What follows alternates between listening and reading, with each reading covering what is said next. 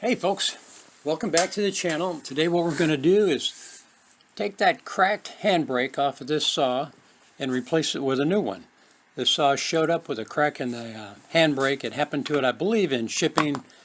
Don't remember who the carrier was, but the box was pretty well beat up on this particular saw, and the handbrake came in cracked. So what this is going to be is from the beginning all the way through to the end. You can see here we're going to go ahead and pull the cover, excuse me, pull the chain brake cover. And yep, it's dirty, isn't it? It's a working saw. As a matter of fact, that saw has turned into my go-to saw because it's very, very comfortable to work with. Now we're going to go ahead and pull that side plate off. Every single thing that we do to get that on and off we're going to show today. Now as you see here, I'm pulling the carburetor cover and I'm going to pull the engine top cover. That's not absolutely necessary to do. I do it simply because it makes it a little bit simpler for me to do. That brake handle, when you go to put it on and take it off, you kind of need to twist it, and that top handle gets a little bit in the way. So we pulled that rear cover, and now we're had to move the top cover just a little bit so I could get the scrunch in there and loosen up that spark plug. Now we're getting that plug out. We're going to go ahead and pop that top cover. Once you loosen up, there's only that one retaining screw up top. Sometimes you need, on the left side, you need to come in there with a screwdriver and twist it a little. Now we're going to go after that screw. That's the only screw on the left side that we have to deal with on this whole thing. And I've shortened it up just a little bit because it takes quite a while to turn it out. And remember, as I point to this screw when it comes out, you can see the little dark area there. That's the Loctite. That screw, when you put it back in, you want to make sure you put it back in with Loctite. So now we're going to come back around to the clutch side of the saw. And now you can see the 3 screws that we're going to remove to pull off that little cover right there.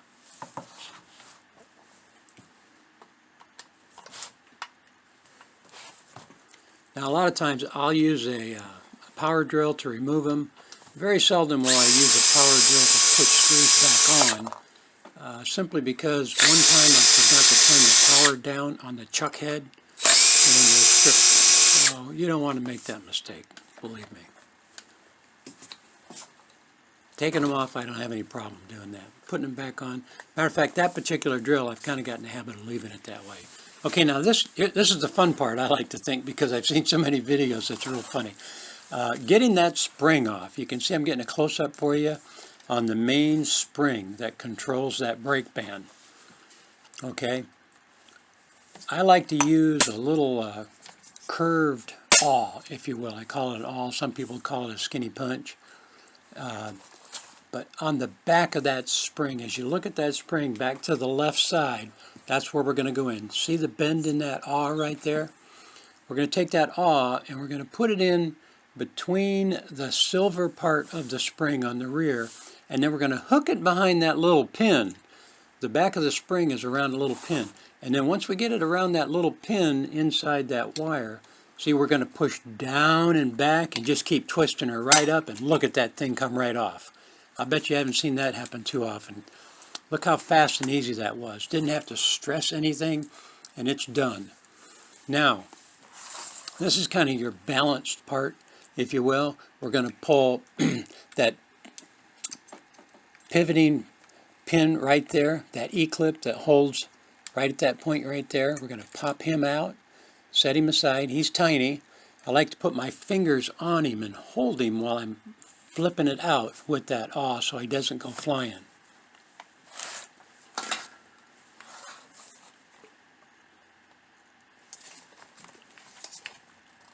See how I rocked that brake right then? Right there. I gave it just a little bit of a rock. I took the left side of that brake handle and pulled it up just a little. Now I come in on the rear. We got to do 3 things at one time. That rear pin, the front pin, and releasing out of that band on the front. When you look at what we've got is the brake, and then there's that pivoting fulcrum release right there. And it slides right inside. There's a groove inside that brake handle, and that tail, watch it come out, that tail just slides in and out. Oh, I never showed you the crack. That's the old crack, originally from the shipping. It was just a tiny crack, but I've used this thing for 4 months aggressively, maybe 10 gallons worth of fuel. Gallons, not tanks, gallons. So it's got a lot of wear and tear on it already. Now I'm showing it to you again so you can get a good look at that little rotating fulcrum. That's a connector between your spring and the band. And I want to make sure you understand exactly how it goes together. When we put it together, we're going to be doing 3 things at one time. Putting it in the band, putting it over the front pin, and putting the brake handle over the rear pin. You can see I'm doing the lineup on it right now. Just gentle, real gentle. And the handle is still a little bit crooked. The left side of the handle isn't all the way down yet. That makes it a little easier for me to help line it up. But 3 things have to happen at once. Okay, you saw I just got the handle started a little bit, and it's also already on the band. I do the band first, and I start from the very front. I come into the front of the band from the front of the saw, and then I start lining up the other 2 pins. Now she's in position. It's clicking. It's releasing. There isn't a lot of oomph to it right now because we don't have the retaining spring back on yet. We're going to get that E-clip put back on now. And when I go in there with that E-clip, I'm going to hold a finger over it while I go ahead and squeeze it down. Yep, when you do it that way, once in a while you're going to pinch a finger. That's just a part of the game. But I tell you, with my old eyes and getting down on my knees looking for pins, I don't enjoy doing that anymore. Or flying E-clips. These things, you'd think they had wings. As soon as you crooked pop one of those things, who knows where they go, right? And if there's a crack or a crevice, they end up in it. So now that pin is on, and the handbrake handle, it's been in position. Now we're going to put the spring back on. Take the front, and you're going to set it in position. You can see the buffer. All that is a tube buffer that lays around it. We're going to take that brake handle and push it forward and hold it securely while we get her pulled back and lined up. The reason is that gives us the maximum amount of slack. Now we're going to take that aw, and you saw the way we popped it off? We're going to do the same thing popping it back on. The only difference is we're going to stop. Once it slaps into position, we're going to stop. You just keep working her and watch. You ever seen it done that quick before? I'll tell you, if you want to watch some funny videos, watch people playing with those springs. I've seen guys take screwdrivers and vice grips and all kinds of stuff and destroy those springs, goofing them up and creating great big curves in them. Now she's locked into position and she's locked back out. It's working good. So we're going to go ahead and put that clutch assembly cover back on there, that brake clutch assembly cover back on there. You can see we've got our 3 screws are already in the case. So it's just a matter of watching my fat fingers twist those screws in, huh? As you can see, this is not a lengthy, drawn-out process. It's actually slower trying to do it with a video than it is if you just up and did the thing. And this saw has been a very reliable saw. Like I said, we had the little crack in the handle there, and I've still been using it. What else? Oh, and a vent. Replaced a vent on it also. Oh yeah, and that little side plate right there. It wasn't bent all the way, and I didn't know I was rubbing on it until I was using the saw one night, and I saw the sparks. And then all I did was pop it, reshaped it, put it back on. And there's a video on that too. Matter of fact, there's a video on that vent in case you need either one. Now we're getting the side plate reattached. Oh, and by the way, in case I forget to mention it later, at the end of the video, when you see the blue button, if you don't know what that is, if you hit that blue button, then you can subscribe to the channel. And I don't know for sure, I've heard that if you hit some bell somewhere, then anytime I produce a new video, you'll know it. You can see I'm pointing at the blue Loctite ring right there to make sure that you've got some blue Loctite on there. I put a light coat on. I don't put much on at all. We're going to go ahead and get that started. And when we run that in, that's going to complete this side of the saw.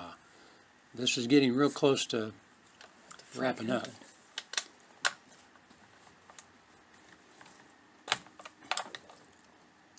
And remember, tight's tight, or tight, 2 tights broke, okay? I don't want to hear anything about good and tight. Take it easy tightening those things in there. Now we're going to go ahead and take that top cover, we're going to set the top cover back into position, and we're not going to screw it all the way down. We're going to move it. See that ring on the bottom of that top cover? Well, we've got to get it down low enough to put the spark plug in there. Once we get the spark plug in there, then we'll go ahead and put the top cover down the rest of the way.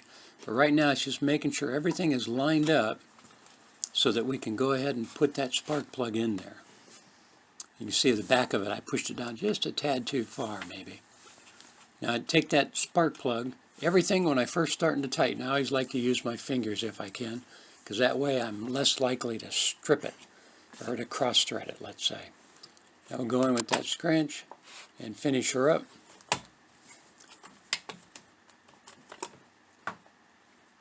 Okay, and we'll put that plug wire, connect it. Now that single screw that holds that top cover in place, we run that thing down. You saw it pop when everything finished right then, went right in place. Now we bring in the air filter cover box. Go ahead and set him in place. Like I said, there isn't really too much to this, but if you've never done it, I guess probably the neatest thing is understanding that you pop 3 things at one time, you put the 3 things on at one time when you're lining it up. And the other significant thing is how to get that spring off and how to get the spring on easily without ruining the spring.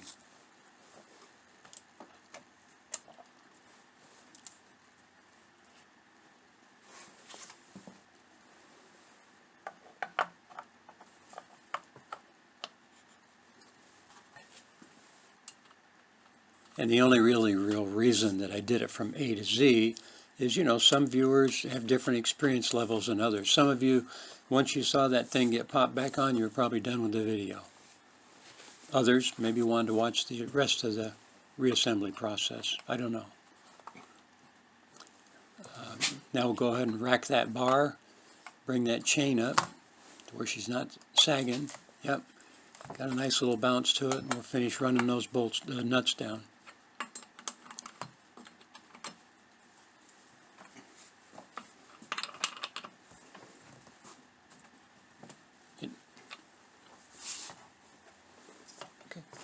Good, positive lock. Hear that? And listen to that baby jam back on. So it's working from a stationary standpoint or a static standpoint.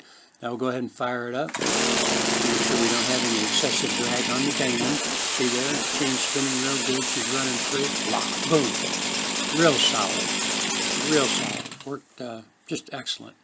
Very happy with it. So folks, there you go. And like I said, if you enjoy these videos, go ahead and hit that big old blue button for Big Jer, blue for Big Jer, right? And then you'll be subscribed, and if you find that bell somewhere, go ahead and hit that too. Other than that, hope you have a great day, okay? Bye.